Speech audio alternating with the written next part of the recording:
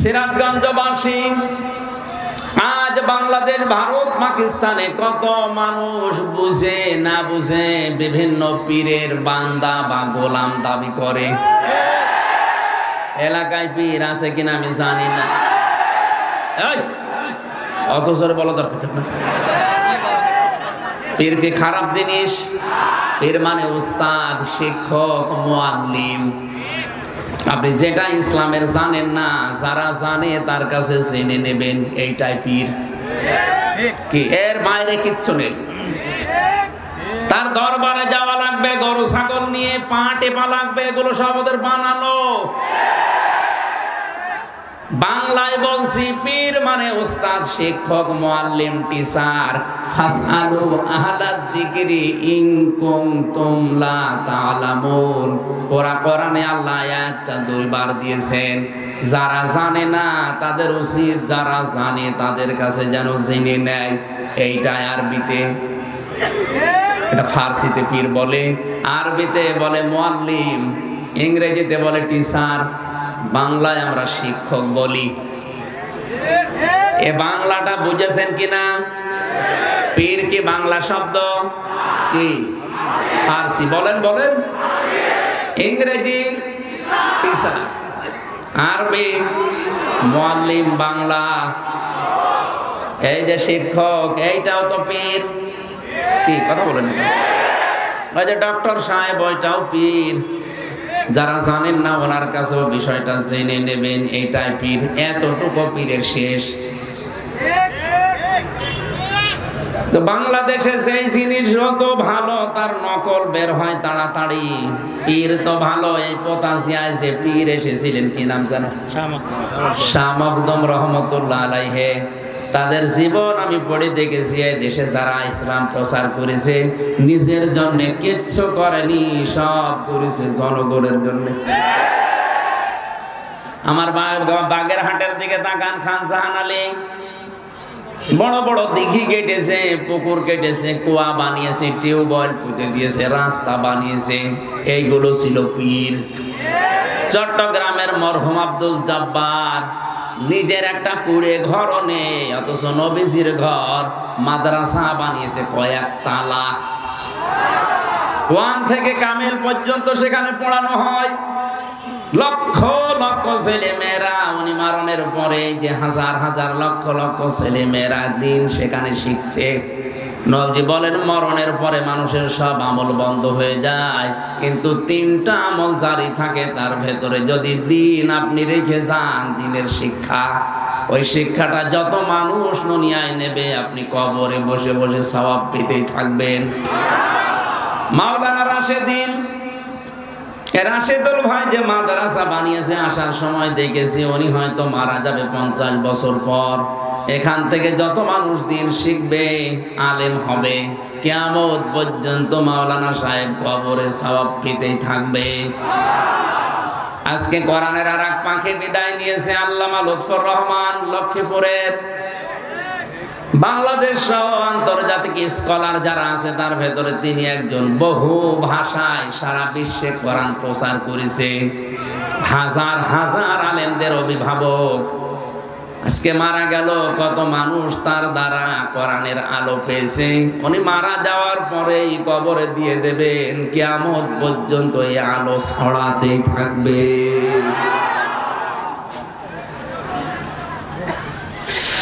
সিরাজগঞ্জবাসী, আমি যেটা বোঝাতে চাই, এখানে পীর শব্দটা ভালো আমরা উল্টা অর্থে নিয়েছি, কারণ অধিকাংশ মানুষের শব্দটা নিয়ে ব্যবসা করে খায়। এই কারণে আজকে থেকে ক্লিয়ার যে যারা জানেন না, যারা জানে ইসলামের বিষয়, তার কাছে জানতে যাবেন। এইটার নাম ফার্সিতে পীর বলা হয়। এর বাইরে কিছু করা তার জন্য আপনি পারবেন না, খুশি করতে পারবেন না। আপনি মনে করেন যদি পীর সাহেবকে একটা এরকম শাল চাদর দিয়ে খুশি করব, আরে ভাই, আপনার আগে আপনি তো 2000 টাকার শাল কিনেছেন, আপনার আগে একজন 5000 টাকার শাল ওরে দিয়ে গেছে। পৃথিবীর মানুষকে খুশি করা মানুষের দ্বারা সম্ভব না, কারণ এই যে পেটটা, আল্লাহর নবী বলেন মানুষের এই পেট ভরবে না কোন পর্যন্ত জানো? পৃথিবীর মানুষকে যদি বলা হয় এক মাঠ ভর্তি তোমাকে স্বর্ণ দেওয়া হয়েছে, সে বলবে আল্লাহ আমি যদি আর একটা মাঠ ভর্তি স্বর্ণ পেতাম তাহলে আমার ভালো হতো। আর একটা মাঠ ভর্তি যদি স্বর্ণ দিয়ে দাও, বলবে আর একটা যদি পেতাম। মানুষের পেট ওই পর্যন্ত ভরবে না যতক্ষণ কবরের মাটি পেটে না যায়। এই ছেলে কথা বলো, কোন জায়গায় আবার কথা বলো,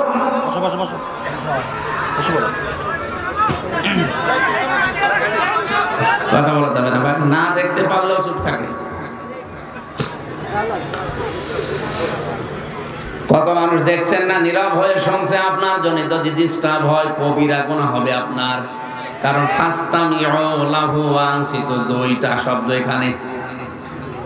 চুপ থাকতে হবে এবং শুনতে হবে, কারণ এখন আর মমতাজের গান হচ্ছে না, এটা কোরআনের আলোচনা আরম্ভ হয়েছে।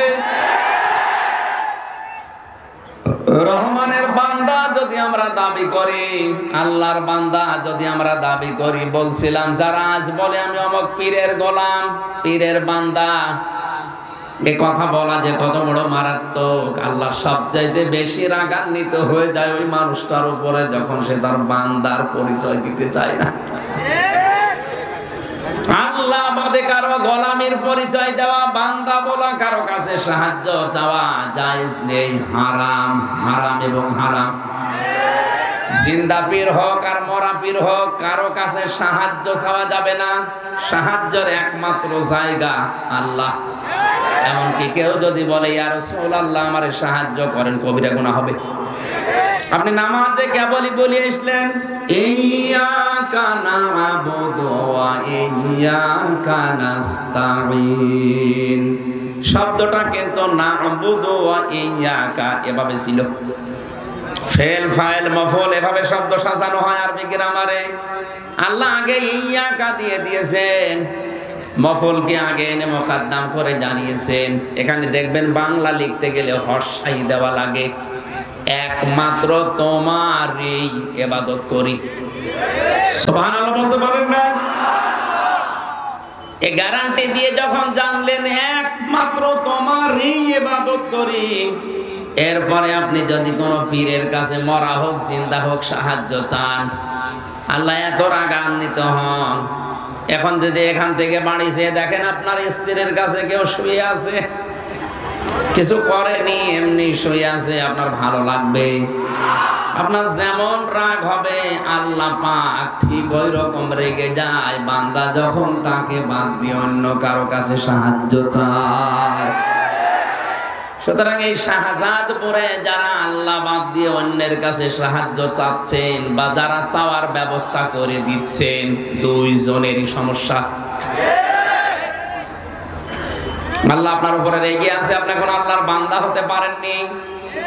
আজকের আলোচনার বিষয় কি বললাম? এখানে কথা বলে কেন গো?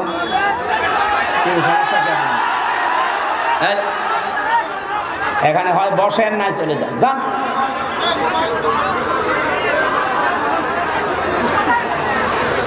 আমার ভাইরা, আমি বলছিলাম আজকের আলোচনার বিষয় হচ্ছে আল্লাহর বান্দা কারা।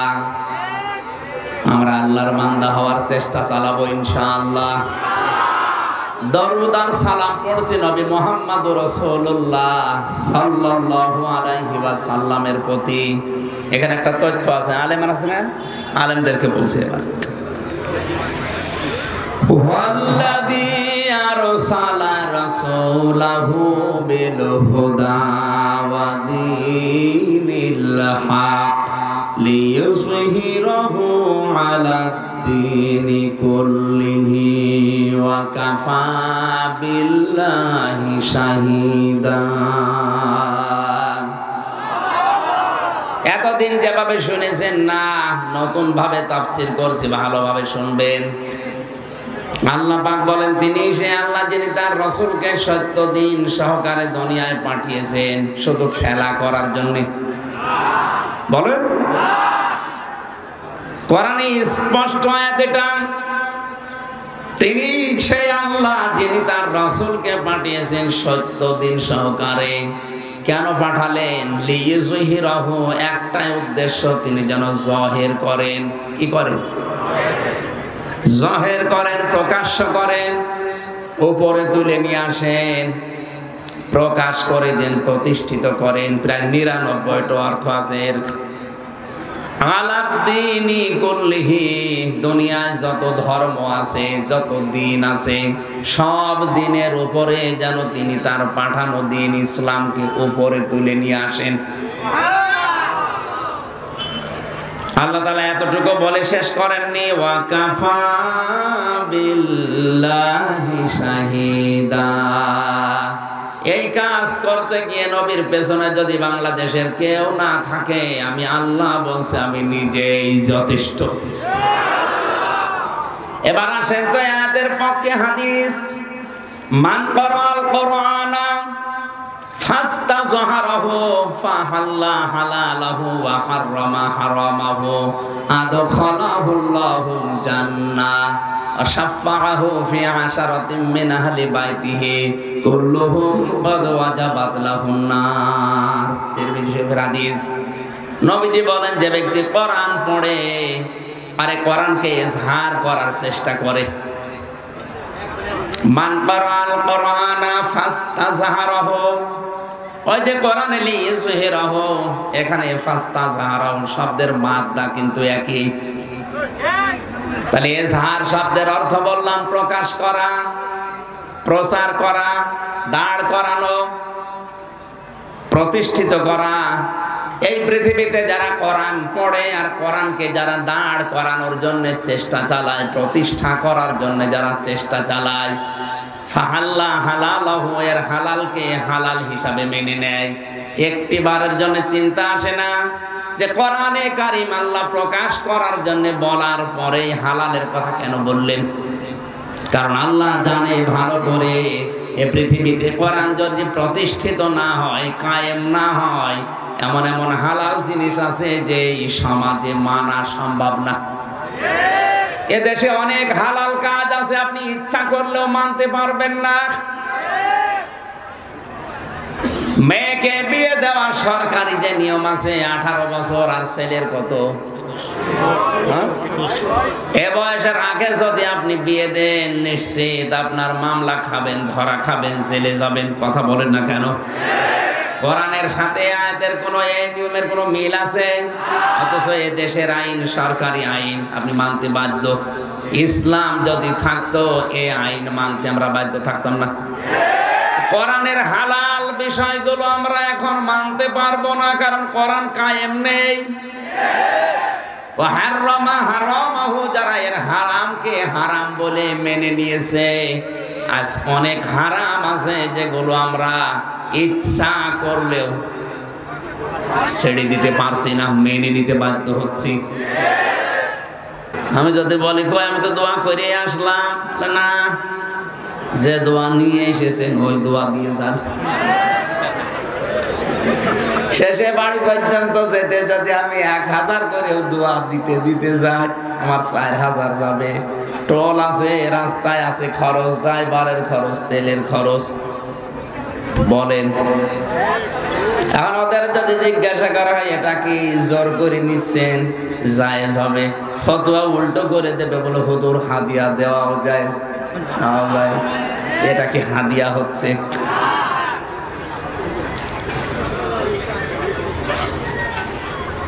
এক সাহাবীকে নবীজি ইয়ামেন দেশে পাঠাচ্ছিলেন, মুআয ইবনে জাবালকে ডাক দিয়ে বললেন, মুআয ইবনে জাবাল, ওই দেশে তোমাকে দায়িত্ব দিয়ে পাঠাচ্ছি, দায়িত্বশীল যতক্ষণ থাকবা হয়তো মানুষ তোমার ভয়ে বিভিন্ন হাদিয়া তোফা দেবে। হাদিয়া তোফা ওই পর্যন্ত গ্রহণ করতে পারবা যতক্ষণ ওটা হাদিয়া থাকে, কিন্তু ওটা যদি ঘুষের পর্যায়ে পড়ে যায় তখন আর ওটা নিতে পারবা না।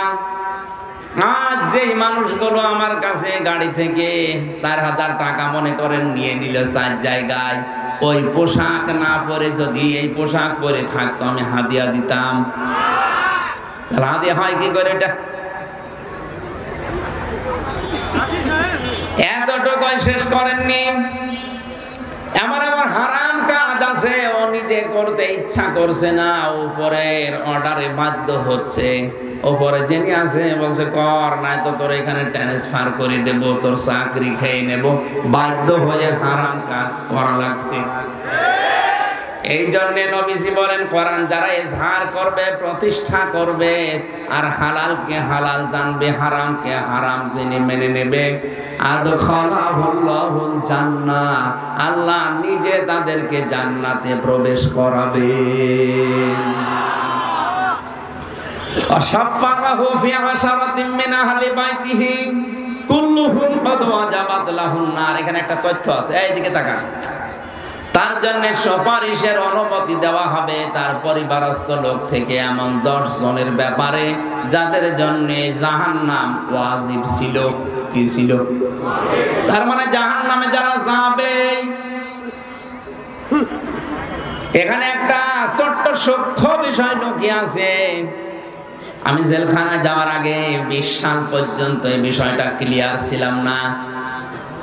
জেলে যাওয়ার পরে আমার অনেক আলেমের সাথে পরিচয় হয়েছে, বিশেষ করে মাওলানা মামুনুল হক, মাওলানা সাখাওয়াত হোসেন রাজি, এই সমস্ত আলেমদের কাছে বসে বসে সেই বিষয়টা আমি পেয়েছি। আমি এতদিন পর্যন্ত যেখানে লেখাপড়া করেছি, যে সার্কেলে, ওখানে এরকম ভাবে জানতাম যে কবিরা গুনাহ করে যদি কেউ তওবা না করে মারা যায়, ওই লোকটা জাহান্নামে গেলে মহান আল্লাহ ওকে আর বের করে দেবে না। কিন্তু মাওলানা মামুনুল হকের সাথে মাওলানা সাখাওয়াত হোসেন রাজির সাথে বহুদিন, প্রায় 2 বছর 8 মাস আমরা পাশাপাশি এই বিষয়টা নিয়ে প্রায় 15-20 দিন একাধারে আমরা আলোচনা করে ক্লিয়ার আমার কনসেপ্ট এসেছে। কোন মানুষ যদি শিরিক আর কুফর, শিরিক আর কুফর করে কেউ যদি মারা যায়, ওই লোকটার জন্য বিনা হিসাবে বিনা বিচারে জাহান্নাম, ওর জন্য আর কিছু নেই। কিন্তু কোন মানুষের যদি ঈমান থাকে আর ওই মানুষটা যদি এই দুনিয়াতে গুনাহ করে, সে কবিরা গুনাহ হতে পারে, সগীরা গুনাহ হতে পারে, তওবা করার সময় যদি না পায় আর যদি বাগী না হয়, এই মানুষটা যদি জাহান্নামে আল্লাহ দিয়েও দেয় কোনো কারণে, ঈমান যদি থেকে থাকে, মহান আল্লাহ তাকে যে কোনো দিন আবার বের করে নিয়ে হাউজে কাউসারের পানি থেকে গোসল করে আবার জান্নাতে দিয়ে দেবে। কিন্তু এখানে সূক্ষ্ম বিষয়টা কি? আপনার ঈমান যদি থাকে, কি থাকে? আজ বাস্তবতায় তো বাংলাদেশের দিকে আমি তাকিয়ে দেখি, ঈমান থাকার মতো অনেকেরই অনেক বিষয় নেই।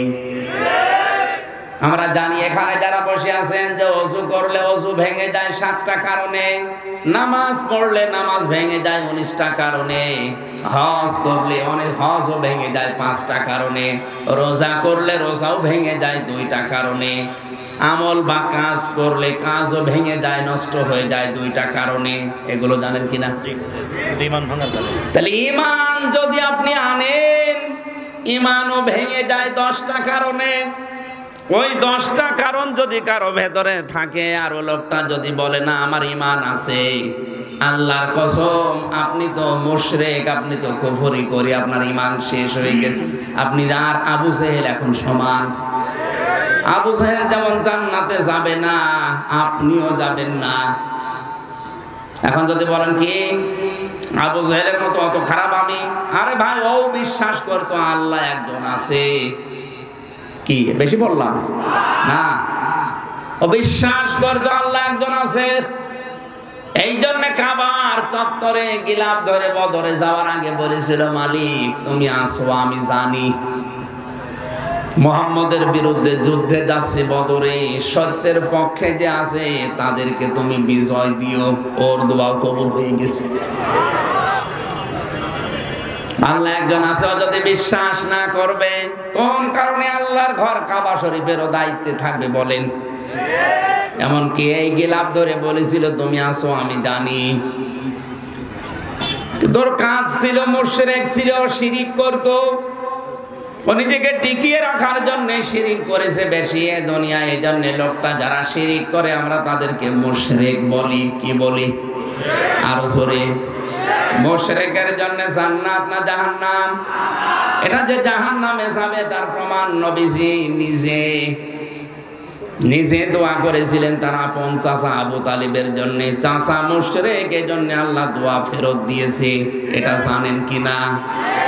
তাহলে এখান থেকে প্রমাণ পাওয়া যায় ওয়ালাইন সালতাহুম মান খালাকাস সামাওয়াতি ওয়াল আরদা লা ইয়াকুলুনাল্লাহ। কোরআন আয়াতটা কয়েক জায়গায় আল্লাহ জানিয়েছেন। হে নবী, ওদেরকে যদি জিজ্ঞাসা করেন আকাশ আর জমিন কে বানিয়েছে, ওরা গ্যারান্টি দিয়ে লা ইয়াকুলুনাল্লাহ, লামে তাকিদ নুনে সাকিলা, গ্যারান্টি দিয়ে বলবে আল্লাহ বানিয়েছে। তাহলে আল্লাহ একজন আছে, কথা আবু জাহেলও বিশ্বাস। বলেন কিন্তু এই বিশ্বাসের সাথে সাথেও শিরিক করত। আল্লাহ একজন আছে কিন্তু ওনার সাথে আরো অনেক শক্তি আছে, এ বিশ্বাস করার কারণেও মুশরিক। আমাদের দেশে অনেক মুসলমান আল্লাহ একজন আছে বলে, পাশাপাশি অন্য কেউ আছে এরকম বিশ্বাসও করে।